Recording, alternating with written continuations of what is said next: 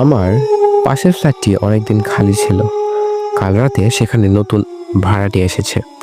ভাড়াটিয়াটি কেমন তা দেখতে পাইনি, শুধু দেখেছি সে একটা বিরাট লোহার খাঁচা নিয়ে এসেছে, যা একটা ছোটখাটো বাগ রাখার জন্য যথেষ্ট।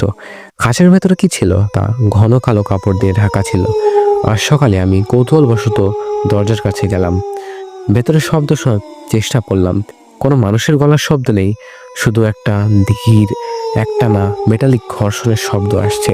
মনে হচ্ছে যেন ধাতব কোনো দাঁত বা নখ খাঁচার গায়ে ঘষছে। আমি ভয়ে দ্রুত সরে এলাম।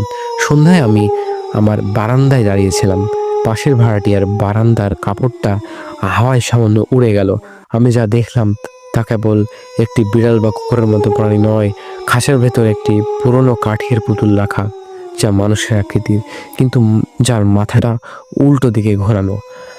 আর আমি নিশ্চিত সেই পুতুলটি তার লোহার খাঁচার গায়ে নখ ঘষছে।